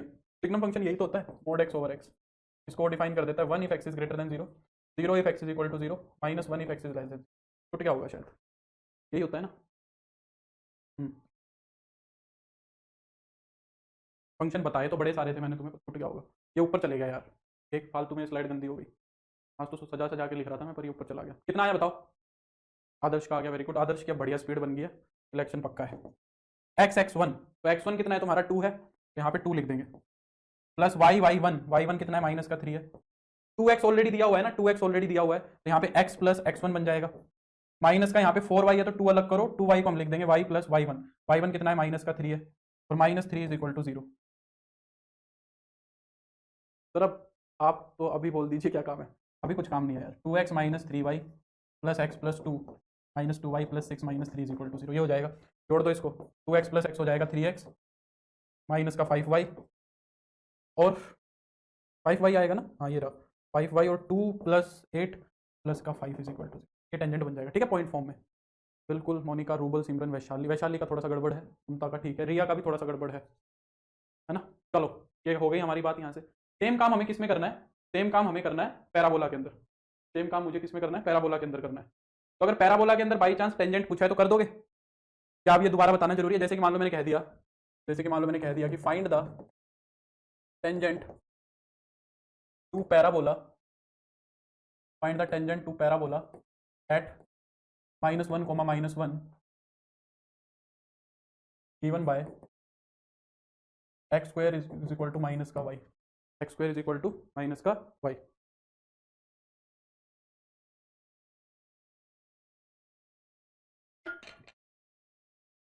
X square is equal to minus का वाई, ठीक है। तो एक्स स्क्वायर क्या होगा, एक्स स्क्वायर होगा x(x1) माइनस का 1/2। अब 2 वहाँ पे 2 की कमी है ना, तो y को हम क्या लिखेंगे, y(y1), y minus y plus y1, तो ये बनेगा। तो ये 2 इधर आ जाएगा, तो माइनस का 2x is equal to minus का y और प्लस का 1, तो y plus y minus 2x is equal to 1, या ये कह सकते हैं कि 2x minus y plus 1 is equal to 0, ठीक है। तो ये अब यहाँ पे भी अंडरस्टूड है, ये इलिप्स के अंदर भी अंडरस्टूड है, और ये हाइपरबोला के लिए भी अंडरस्टूड है, ये किसी भी कॉनिक के लिए अंडरस्टूड है, कहने का मतलब ये है, ठीक है। दूसरी बात, अगर हमें वही बात करनी है, अगर पैराबोला के रिस्पेक्ट में एक पोजीशन देखनी है, position of point with respect to a parabola, with respect to a parabola, तो हमें क्या करना है, उसकी पैराबोला की इक्वेशन बना लेनी है। नहीं नहीं दीपक, डोंट वरी, ठीक है। Position of point with respect to a parabola, parabola का मैं कंपटीशन बढ़ा ही नहीं सकता, पता है मेरे को पार्ट ए नहीं आता, चिंता मत करो। केवीएस में भी पता नहीं कैसे सिलेक्शन हो गया मेरा, तो पार्ट ए में तो मैं कुछ नहीं करके आया। पर मुझे 2gx को ब्रेक करना नहीं आया। 2gx को ब्रेक करने का मतलब ये है कि g को तो छोड़ दो, मैं क्या कह रहा हूँ, g को तो छोड़ दो भाई, g से तो कोई मतलब नहीं है, हमें 2x को पकड़ना है। 2gx पे तो ध्यान भी मत दो हिमांशु, 2gx पे तो ध्यान भी मत दो, इसको देखो 2x है ना यहाँ पे, 2x, तो मुझे 2x ही चाहिए, और y पे मेरे को 2y चाहिए, बस इतनी सी बात है। 2x को मेरे को x प्लस x1 लिखना है, और 2y को मेरे को y प्लस y1 चाहिए। अगर 2x और 2y नहीं है तो 2 से डिवाइड मल्टीप्लाई करा लो, ठीक है, इतनी बात है बस। हाँ, तो यहाँ पे वो क्या कहता है कि पैराबोला की इक्वेशन बना लो, ठीक है। अगर y square is equal to 4ax parabola है, इफ सपोज ये पैराबोला है, तो हम क्या कर लेंगे, देन से s, तो हम यहाँ पे भी s को क्या बना लेंगे, y स्क्वायर माइनस का 4ax, ये s बना लेंगे। और फिर सेम वैसे ही चेक करेंगे। अगर मेरा S of x1 comma y1 0 आ गया तो यानी कि पैराबोला के ऊपर मिलेगा point, lies on parabola, lies on parabola. दूसरा, अगर s की value s of x1 y1 जो है वो लेस देन 0 है, ठीक है, अगर वो नेगेटिव है तो फिर हम क्या करेंगे, वो इनसाइड द पैराबोला है, पैराबोला के अंदर है, ये मतलब अंदर होने का मतलब इसके अंदर, अंदर होने का मतलब ये है इनसाइड द पैराबोला है। और अगर s of x1 comma y1 तुम्हारा ग्रेटर देन 0 है तो हम क्या बोलेंगे, वो outside the parabola, outside the parabola,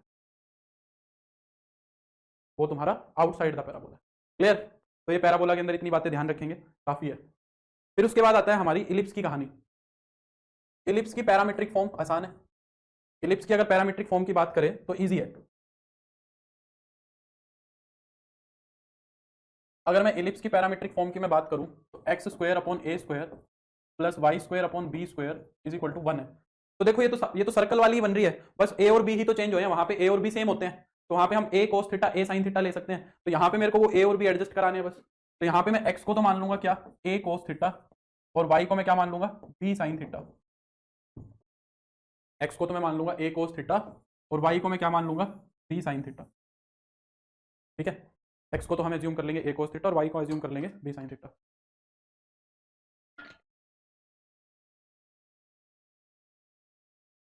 sir आप भी दे सकते हो डी ट्रिपल एस भी पार्ट ए में, चाहे जीरो भी लाओ कोई दिक्कत नहीं है। 40% कंडीशन पार्ट ए में हट गई, अब क्या टीजीटी में भी हट गई है? टीजीटी वाले में से भी हट गई, पीजीटी में तो नहीं है, पर टीजीटी में तो है। पीजीटी में तो नहीं है, वो मुझे पता है। ये हो जाएगी इसकी पैरामीट्रिक फॉर्म, देखो ए रखोगे बी रखोगे तो सेटिस्फाई हो रहा है ना, तो ये इसकी पैरामीट्रिक फॉर्म हो गई। इसके अंदर फिर तुम्हें टेंजेंट निकालना है तो वो तुम्हें पता लग गया, ठीक है। और इसके अंदर कुछ है तो मैं एक बार नजर मार लेता हूँ, और ऐसा कुछ भी नहीं है इसके अंदर, ठीक है। फिर इसके बाद हमारा आता है हाइपरबोला। बस इसमें यही बताने को, और टेंजेंट पूछेगा, अगर कुछ और पूछेगा तो वो तुम बता ही दोगे। हाइपरबोला उसको हमने जनरली देख लिया। हाइपरबोला क्या होता है, देखो हाइपरबोला की अगर पैरामीट्रिक फॉर्म अगर देखेंगे, अब ये तो जब वो आएगा नोटिफिकेशन तभी पता लगेगा यार। तो पार्ट बी में रहेगी, ये तो अच्छी चीज है यार, पार्ट बी में रखिए और पार्ट ए में से हटा दिए तो बहुत अच्छी बात है। मुझे ऐसे एग्जाम्स बहुत अच्छे लगते हैं जो सब्जेक्ट सेंट्रिक होते हैं। भाई मास्टर मैथ का लगा रहे हो, हिंदी इंग्लिश इतनी तो बोल ही लेगा सामने वाला, है ना। तो मेरे को जिसमें सब्जेक्ट सेंट्रिक ज़्यादा होता है ना, वो ज़्यादा बढ़िया लगता है। X square by a square minus y square by, हाँ ऑफिशियल नोटिफिकेशन में आ जाएगा सर, हाँ वो देखो अब उसमें पता लगेगा। बताओ इसकी इसकी पैरामीट्रिक फॉर्म। डिफरेंस करने पे वन कहाँ आता है? कौन सी आइडेंटिटी होती है ट्रिग्नोमेट्रिक आइडेंटिटी जहां पे डिफरेंस करने पे वन आ जाता है? ऐसी ट्रिग्नोमेट्रिक आइडेंटिटी कौन सी होती है जहां पे डिफरेंस करने पे वन आ जाता है? बताओ।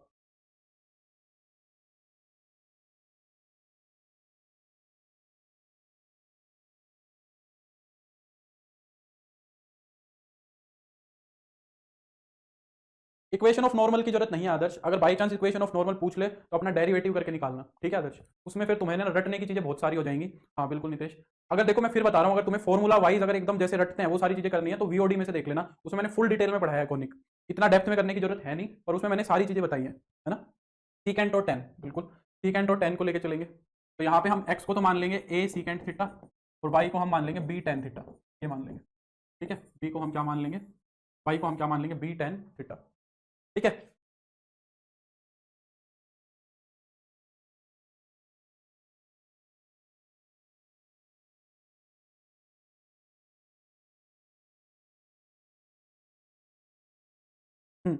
अच्छा यहाँ पे मैं एक बात बतानी भूल गया तुम्हें, एक पॉइंट की पोजीशन बतानी भूल गया इलिप्स के अंदर। Position of a point, position of a point with respect to an ellipse. एक इलिप्स के रिस्पेक्ट में, एक इलिप्स के रिस्पेक्ट में पॉइंट की पोजीशन क्या होगी मैं बताना भूल गया, है ना। तो वो यही कहता है, नहीं हम सीकेंट और टेन स्टैंडर्ड लेके चलते हैं हिमांशु, वो बात ठीक है, सीकेंट और टेन स्टैंडर्ड लेके चलते हैं। अगर x1 y1 हमारा जीरो आ जाए, मतलब एस x1 y1 पे जीरो आ जाए तो लाइज ऑन द इलिप्स, तो फिर वो इलिप्स के ऊपर मिलेगा। अगर हमारा S of x1 comma y1 less than zero आ जाए, इनसाइड द इलिप्स हो जाएगा, सर्कल वाली बात है, इनसाइड द इलिप्स हो जाएगा। और अगर x2 coma y2 greater than zero है तो वो आउटसाइड द इलिप्स चला जाएगा, वो क्या हो जाएगा, आउटसाइड द इलिप्स चला। ये बात ध्यान रखना, सेम चीज है। अच्छा यहाँ पे कल मेरे को संजीव बोल रहा था कि सर रेक्टेंगुलर हाइपरबोला क्या होता है। बाकी रेक्टेंगुलर हाइपरबोला अभी नहीं, मैं तुम्हें बाद में बताऊंगा, अभी जब हम जनरल कॉनिक डिस्कस करेंगे तब बताएंगे, ठीक है। अब यहाँ पे भी अगर मुझे पोजीशन देखनी है एक पॉइंट की, position of a point with respect to position of a point with respect to a hyperbola, with respect to a hyperbola. Sir D T plus भी टीजीटी के लिए वीओडी से पढ़ूँ या लाइव से पढ़ूँ, क्या कोई डिफरेंस है दोनों में? नहीं, कोई डिफरेंस नहीं है दीपक, बस यहाँ पे हम चीज़ों को कवर कर रहे हैं, वहाँ पे सारी सारी चीज़ें कवर्ड है, ठीक है। आदर्श ये एक स्पेशल टाइप हो गई है वैसे हाइपरबोला की, जनरली देखेंगे तो वो क्या कहता है कि यहाँ पे थोड़ा सा फर्क आता है, यहाँ ध्यान देना इस बात पे, ठीक है। x1 y1 अगर 0 है तो वो तो ठीक है, लाइज ऑन द हाइपरबोला हो गया, लाइज ऑन द हाइपरबोला हो गया। अगर तुम्हारा x1 y1 रखने पे नेगेटिव आ जाए तो तुम्हें बोलना है आउटसाइड द हाइपरबोला। यहाँ पे ध्यान रखना, यहाँ पे चीज थोड़ी सी चेंज हो रही है, आउटसाइड द हाइपरबोला, क्योंकि यहाँ पे x और y के क्वेश्चन डिफरेंट साइंस के होते हैं, अभी तक सबके x और y के क्वेश्चन सेम साइंस के थे। अगली बात कहता है अगर x1 y1 ग्रेटर देन 0 आए तो हम बोलेंगे कि इनसाइड द हाइपरबोला होगा। ये पूछ भी सकता है फंसाने के लिए, इनसाइड द हाइपरबोला होगा। इक्वेशन ऑफ हाइपरबोला में a स्क्वायर लिख दीजिए सर, ठीक है, ठीक है। तो ये हमारी कहानी हो गई हाइपरबोला की भी, ठीक है, ये हमारी क्या हो गई, कहानी हो गई हाइपरबोला की भी। अब ये सारे कॉनिक्स भी हमने देख लिए, सर्कल, लाइन, वाइन सब हमने देख लिया। अब इस चैप्टर का नाम क्या है? इस चैप्टर का नाम है कॉनिक सेक्शंस। इस चैप्टर का नाम क्या है? कॉनिक सेक्शंस है। इस चैप्टर का नाम कॉनिक सेक्शंस क्यों है? कॉनिक सेक्शंस यानी कि कौन के सेक्शंस, है ना। कॉनिक सेक्शंस का मतलब क्या हो गया? कौन के सेक्शंस हो गया। मैं देखूं अगर मेरे पास एक इमेज पड़ी हो तो, पड़ी तो है, ये आई देखो,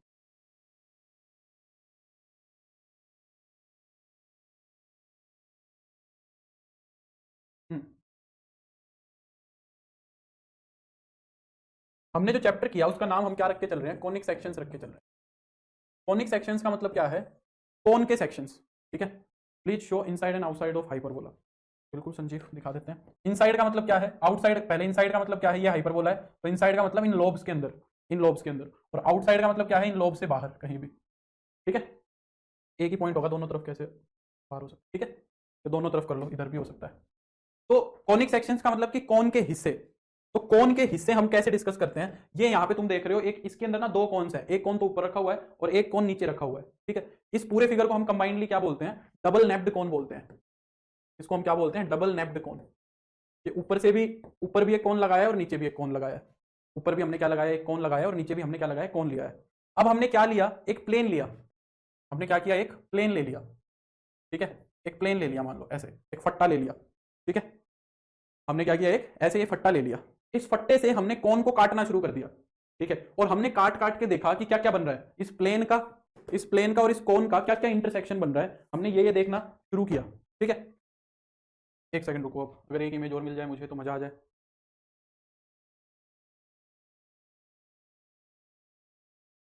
एक सेकंड में ट्राई करता हूँ, अगर वही हुई मैं तुम्हें अच्छे से समझा ही दूंगा फिर।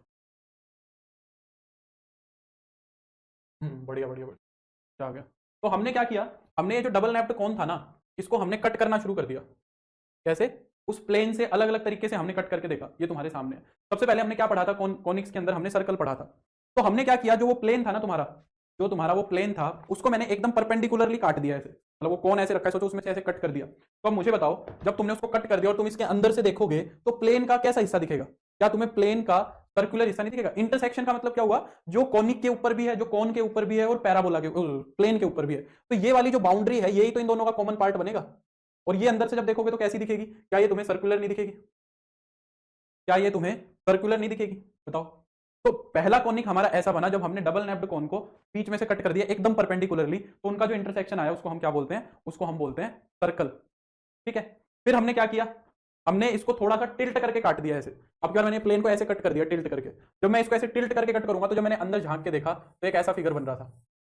तो यहां से मेरा क्या बना? फिर यहां से मेरा एक पैराबोला बन के आया। इस फिगर को हम क्या बोले? इसको हम पैराबोला बोले।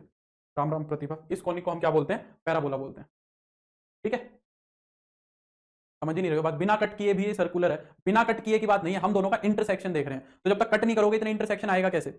इंटरसेक्शन हम देख रहे हैं कैसे? कट करके। तो कट करो पहले उसको, पहले उसको कट करो, कट करके फिर दोनों का इंटरसेक्शन देखो। भाई दो लाइंस का इंटरसेक्शन क्या होता है?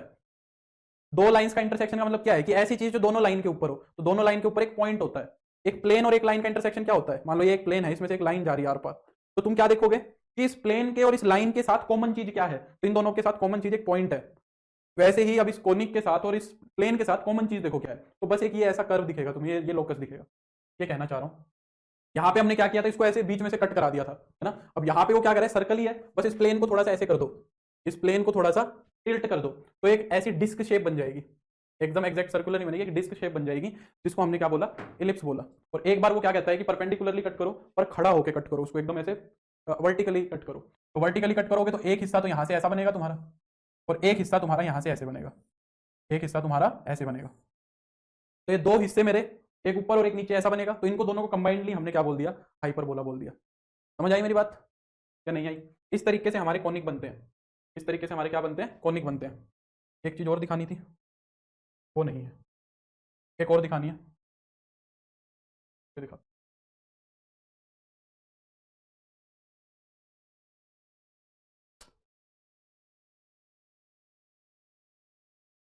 हम्म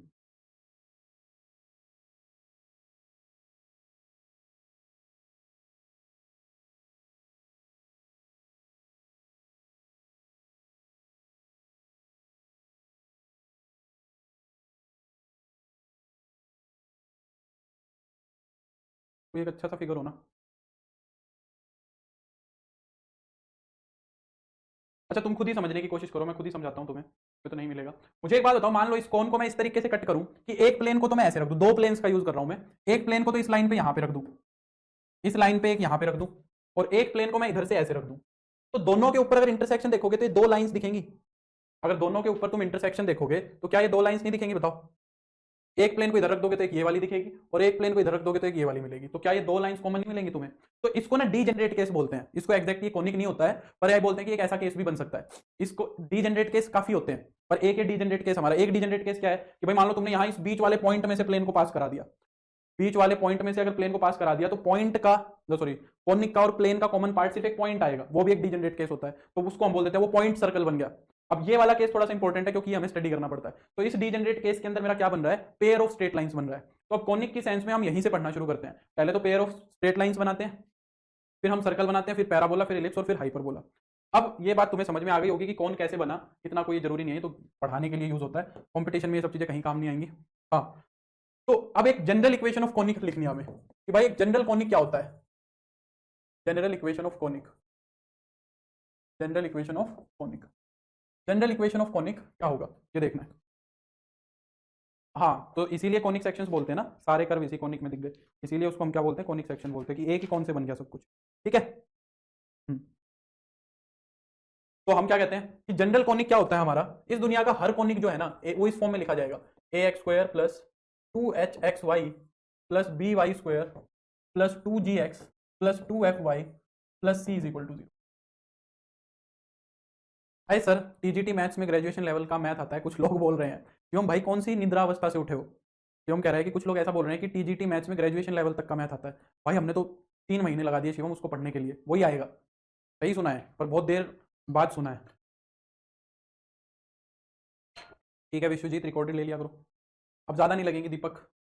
तो ये इस दुनिया का हर कोनिक है, कोनिक होने का मतलब इसी के अंदर पेयर ऑफ स्ट्रेट लाइन भी है, इसी के अंदर हमारी पेयर ऑफ स्ट्रेट लाइन भी है, इसी कॉनिक के अंदर सर्कल भी है, इसी के अंदर पैराबोला भी, इसी के अंदर इलिप्स और इसी के अंदर हाइपरबोला है।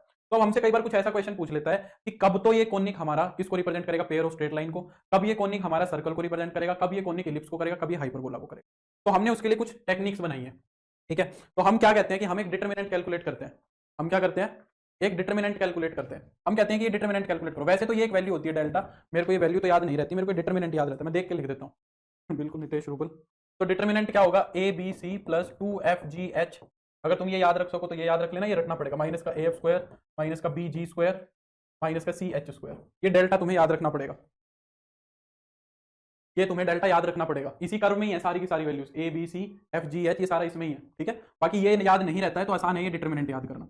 डिटर्मिनेंट को कैसे याद करोगे, देखो ए बी सी को डायगोनल में लिख दो, एबीसी को क्या लिख दो, डायगोनल में लिख दो। अब क्या बच गए, एफ जी एच बच गए। ठीक है, तो एफ को यहां लिखेंगे, नीचे से शुरू करेंगे, एफ को यहां फिर यहां, फिर उसके बाद जी आया, जी को यहां फिर यहां, फिर एच को यहां और फिर एच को यहां। ये डेल्टा इस तरीके से याद कर लो, जब इसको इसको हम एक्सपेंड करते हैं तो ये वैल्यू बनती है डेल्टा की, तुम इसको याद कर लो। ठीक है, तो वो कहता है कि if delta is equal to 0, सबसे पहले तो यही चेक करना आना चाहिए। अगर ये मेरा डिटर्मिनेंट 0 आ गया, अगर ये मेरा डिटर्मिनेंट 0 आ गया तो हम क्या बोलेंगे, 1 रिप्रेजेंट्स, फिर हम बोलेंगे कि 1 represents pair of straight lines.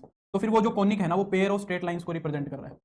अगर ये डिटर्मिनेंट 0 आ गया तो ये किस चीज को रिप्रेजेंट करेगा, पेयर ऑफ स्ट्रेट लाइंस को रिप्रेजेंट करेगा। बिल्कुल दीपक, ठीक है रिया, ठीक है। ये किसको रिप्रेजेंट करेगा? पेयर ऑफ स्ट्रेट लाइंस को रिप्रेजेंट करेगा। अगर डेल्टा जीरो के बराबर नहीं है तो पहली चीज तो मुझे यही चेक करनी पड़ती है कि डेल्टा क्या आ रहा है। अगर ये डेल्टा जीरो है तो हम बोल देंगे कि ये पेयर ऑफ स्ट्रेट लाइंस है। यही चेक करना आ सकता है क्योंकि यहां से ये क्वेश्चन भी ठीक ठाक क्वेश्चन बन जाता है। अगर डेल्टा जीरो आया तो पेयर ऑफ स्ट्रेट लाइन, अगर डेल्टा जीरो नहीं आया तो फिर तीन ऑप्शंस बच जाते हैं। देन ये हमारा इलिप्स हो सकता है, सर्कल भी हो सकता है, पैराबोला भी हो सकता है और हाइपरबोला भी हो सकता है। फिर वो चेक कैसे होगा? वो चीज कैसे चेक होगी? ये देखो, है ना। हम्म, वो चीज कैसे चेक होगी? देखो, तो सर्कल कब बनेगा? सर्कल कब बनेगा? जब h square minus a b जो है ना तुम्हारा, एच तो जीरो हो जाए, सॉरी, एच जीरो हो जाए और ए और बी की वैल्यू बराबर हो जाए तो हम क्या कहते हैं कि मेरा सर्कल बन जाएगा। एच जीरो होने का मतलब अगर ये वाली टर्म है ही नहीं बीच में से, इसको उड़ा दो। अगर ये एक्स वाई वाली टर्म नहीं है और ए और बी बराबर हो गए तो वो हमारा क्या बन जाएगा? सर्कल बन जाएगा। वही तो हमने जनरल फॉर्म देखी थी भाई। जनरल फॉर्म के अंदर ना तो ये टर्म होती और ए और बी जो होते हैं वो दोनों सेम होते हैं। तो वो यहीं से आई कि भाई अगर एच की वैल्यू जीरो होगी और ए इज इक्वल टू बी होगा तो सर्कल होगा। दूसरी बात वो क्या कहता है? पैराबोला कब बनेगा? फिर पैराबोला बनेगा अगर h square minus a b जो है ना वो जीरो आ जाए। H square minus a b decide कौन कर रहा है? डिसाइड कौन कर रहा है? एच और ए बी कर रहे हैं बस, ये क्वाड्रेटिक वाले यही चीज डिसाइड कर रहे हैं, ये बात ध्यान रखना, ठीक है। तीसरा वो कहता है कि इलिप्स कब बनेगा? कहता है अगर h square minus a b की वैल्यू पॉजिटिव आएगी तो इलिप्स बनेगा। तो क्या बनेगा? इलिप्स बनेगा। और अगर वो कहता है कि अगर हाइपरबोला बनाना है तो हाइपरबोला कब बनेगा? H square minus a b तुम्हारा क्या आ जाए? नेगेटिव आ जाए तो हाइपरबोला बनेगा, ठीक है। और यहीं से एक चीज ध्यान रखना कि रेक्टेंगुलर हाइपरबोला कब बनता है। ये चीज तो सेटिस्फाई करती है। रेक्टेंगुलर हाइपरबोला बनता है जब हमारा ए और ए प्लस बी जीरो भी आ जाए, ए प्लस बी का सम जीरो आ जाए, या फिर मैं ये कह सकता हूँ कि ए और बी एक दूसरे के नेगेटिव हो जाए। अगर ए और बी एक दूसरे के नेगेटिव है ना तो फिर वो रेक्टेंगुलर हाइपरबोला बन जाएगा, ठीक है। समझे इस बात को? तो सबसे पहली तो चीज ये समझ आनी चाहिए हमें कि जनरल कोनिक के अंदर से चीजों को पहचानना कैसे है। डिटर्मिनेंट जीरो आया तो पेयर ऑफ स्ट्रेट लाइन, और अगर सर्कल, इलिप्स, पैराबोला ये सब चेक करना है तो वो यहां से चेक करेंगे हम। क्लियर हुई है बात? अब यहां से मेरे को स्ट्रेट लाइंस के कुछ फॉर्मूलेज याद करने पड़ेंगे, है ना, जो मैं पता नहीं कितनी बार याद कर चुका हूं और मेरे को खुद कभी नहीं याद रहते, है ना। तो पेयर ऑफ स्ट्रेट लाइंस के कुछ फॉर्मूले हैं जो हमें याद करने हैं। पेयर ऑफ स्ट्रेट लाइंस के अंदर हमने ये कंसेप्ट नहीं पढ़ा, बाकी सब तो पढ़ लिया। इलिप्स बाकी सब तो पढ़ लिया है। अब इसमें यहाँ पे आगे कुछ पढ़ने को नहीं बचता है। ये शुरुआत है, मैं तुम्हें शुरुआत लास्ट में बता रहा हूँ, समझ रहे हो। ये शुरुआत थी, पहले मुझे तुम्हें ये समझाना चाहिए था सारी चीजें, फिर बारी बारी सबको डिस्कस करना चाहिए था, पर मैंने तुम्हें सब पढ़ा दिया। अब मैं बता रहा हूँ कि बने कैसे। अब ये सारी चीज तो हम डिस्कस कर चुके हैं ना, इलिप्स, पैराबोला, ये सब कर चुके। डिस्कस क्या नहीं किया है? डिस्कस हमने पेयर ऑफ स्ट्रेट लाइंस को नहीं किया है, तो ये अब मैं कर रहा हूँ, ठीक है। अगर मैं शुरू में ऐसे करता तो फिर बहुत मुश्किल लगता तुम्हें। हाँ, तो अब मैं क्या डिस्कस करना चाह रहा हूँ? पेयर ऑफ स्ट्रेट लाइंस को डिस्कस करना चाह रहा हूँ। पेयर ऑफ स्ट्रेट लाइंस के अंदर कुछ फॉर्मूलेज हैं बड़े घटिया घटिया, ये तुम्हें रटने पड़ेंगे। हालांकि मुझे नहीं लगता कि ये पूछेगा, पर भाई अब फुट्टी किस्मत का नहीं पता, अगर तुम्हारी हुई तो हो सकता है पूछ भी ले। ये बिल्कुल भी अच्छे फॉर्मूले नहीं है, ठीक है। हाँ, चलो। तो अगर हमारा a x square, if a x square plus two h x y plus का बी वाई स्क्वायर प्लस का टू जी एक्स प्लस का two h y plus c two f y plus c, ये किसको represent कर रहा है? Represents pair of straight line. अगर ये पेयर ऑफ स्ट्रेट लाइंस को रिप्रेजेंट कर रहा है, यानी कि मैं क्या कहना चाह रहा हूं कि डेल्टा जीरो आ गया, वो डिटर्मिनेंट जीरो आ गया। तो अब इसके अंदर हम क्या क्या चीजें पढ़ते हैं, देखो। देन पहली बात, पेयर ऑफ स्ट्रेट लाइन का कोई खास मतलब नहीं है। पेयर ऑफ स्ट्रेट लाइन का मतलब क्या है कि इसके अंदर दो स्ट्रेट लाइन है। कैसे? A x, a one x b one y plus c one is c one into में a two x plus b two y plus का c two is equal to zero, है ना। इसका मतलब यही है कि इसके अंदर ये दो स्ट्रेट लाइन अलग अलग निकल जाएंगी, एक स्ट्रेट लाइन इसको, एक स्ट्रेट लाइन इसमें से, यही मतलब है बस, और इससे ज्यादा कोई मतलब नहीं है। तो अब ये यहाँ पे दो स्ट्रेट लाइन हो गई ना, मतलब एक ये और एक ये। अब इन दोनों स्ट्रेट लाइन के बारे में बातें करेगा कि इन दोनों के बीच में डिस्टेंस कितना है, इन दोनों के बीच में एंगल कितना है, यही बातें वो डिस्कस करना चाह रहा है, ठीक है। तो पहली चीज वो क्या डिस्कस कर रहा है कि एंगल बिटवीन द लाइंस कितना होगा। ये जो पेयर ऑफ स्ट्रेट लाइंस है इनके बीच में एंगल कितना होगा, एंगल बिटवीन द लाइंस, इन दोनों लाइंस के बीच में एंगल कितना होगा। तो वो निकलता है टेन थीटा से हमारा क्या होता है, root h square minus a b upon में ए प्लस बी, सही है। टू और आएगा यहाँ पे, यही गलतियां होती हैं, अजीब अजीब गरीब फॉर्मूले हैं। ये फॉर्मूला है, ठीक है। अगर हमें दोनों जो पेयर ऑफ स्ट्रेट लाइंस थी उनके बीच में एंगल निकालना है तो ये फॉर्मूला यूज करना पड़ेगा, ठीक है। Tan theta is equal to two root h square minus a b upon में ए प्लस बी। यहाँ पे इसी के अंदर एक चीज इंपॉर्टेंट क्या हो जाती है कि अगर h square minus a b zero है तो इसका मतलब लाइंस पैरेलल है, टेन थीटा जीरो आ जाएगा तो लाइन पैरेलल हो जाएंगी। दूसरी बात, अगर ए प्लस बी की वैल्यू जीरो है तो लाइंस क्या हो गई, lines are perpendicular, lines are perpendicular. H square minus a b zero है तो लाइंस पैरेलल है, ए प्लस बी जीरो है तो लाइंस क्या हो गई, परपेंडिकुलर हो गई, ठीक है। सर मैं ट्रिग्नोमेट्रिक फंक्शन पर आया हूं, तो मैट्रिक्स और डिटर्मिनेंट किस सेक्शन में आता है, प्लीज रिप्लाई। वो वीओडी के अंदर मिलेगा, अभी मैंने पढ़ाया नहीं है इसके अंदर, है ना, वीओडीज में मिलेगा दीपक, ठीक है। तो पहली चीज तो ये हो गई एंगल बिटवीन द लाइंस। दूसरी बात डिस्टेंस बिटवीन, अगर ये दो पैरेलल लाइंस भी हो सकती हैं भाई, ये पेयर ऑफ स्ट्रेट लाइंस दोनों पैरेलल भी हो सकती हैं, तो वो कहता है कि distance between parallel lines, distance between two parallel lines.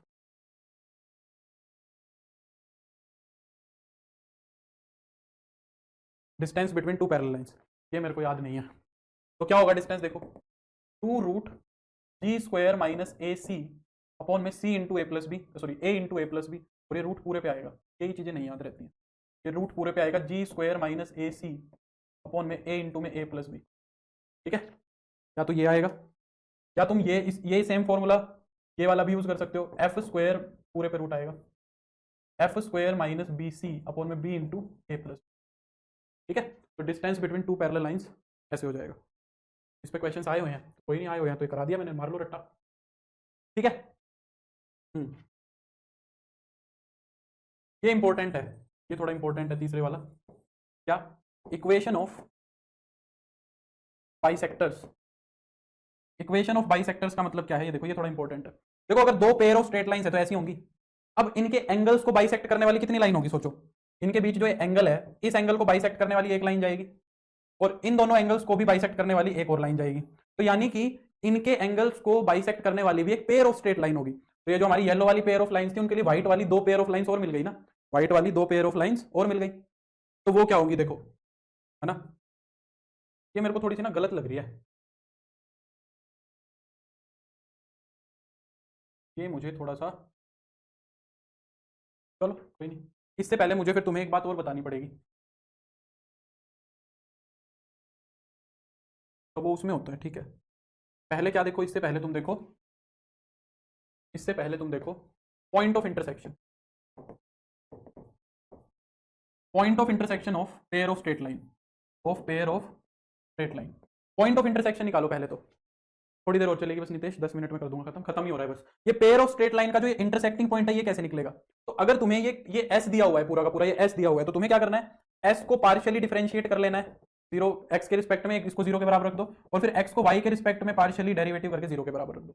यहां से इन दोनों इक्वेशंस को क्या कर लेंगे, सोल्व कर लेंगे। जब इन दोनों इक्वेशंस को सोल्व कर लोगे तो तुम्हारा x1 y1 क्या आ जाएगा, पॉइंट ऑफ इंटरसेक्शन आ जाएगा, पहली बात तो।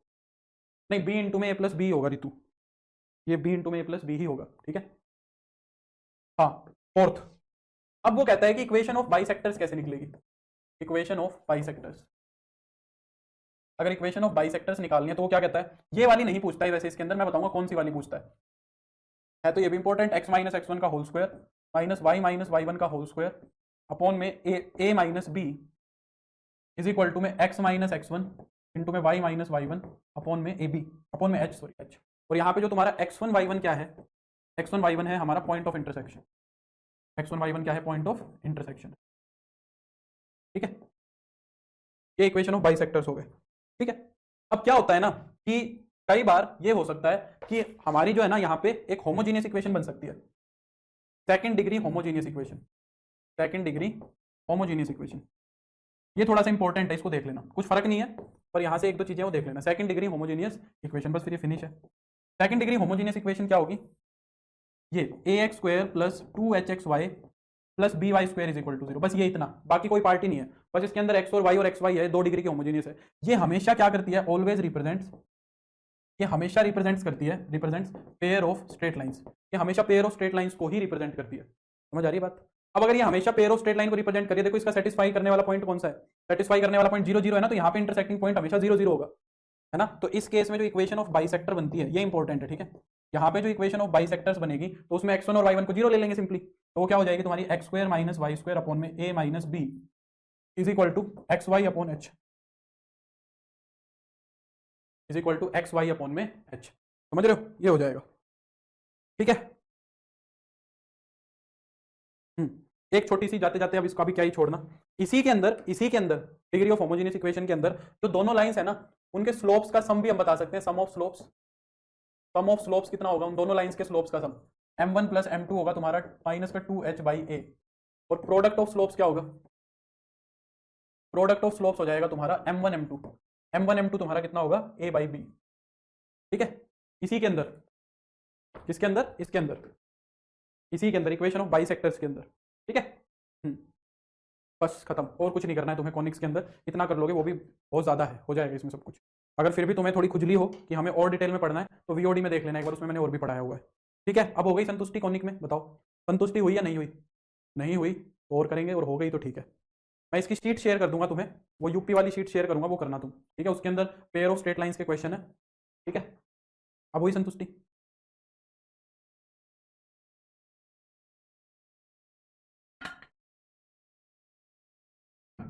ठीक है, चलो तो फिर अब मिलेंगे हम कल सुबह, ठीक है। कल हम 3D को शुरू करेंगे, 11वीं 12वीं की 3D को शुरू करेंगे, कोशिश करूंगा सुबह 3D फिनिश ही करा दूं, ठीक है। तो आज के लिए बस इतना ही, अब हम मिलेंगे कल। अगर कहोगे तो मैं इवनिंग में आधी प्रैक्टिस इसकी करा दूंगा और आधी प्रैक्टिस 3D की करा दूंगा, ठीक है। अगर कहोगे तो इवनिंग में हम जो लेक्चर लेंगे उसके अंदर दोनों की थोड़ी थोड़ी प्रैक्टिस कर लेंगे, ठीक है। चलो तो bye, take care, good night, see you tomorrow, bye. हाँ मैं करा दूंगा शिवानी, करा दूंगा, ठीक है।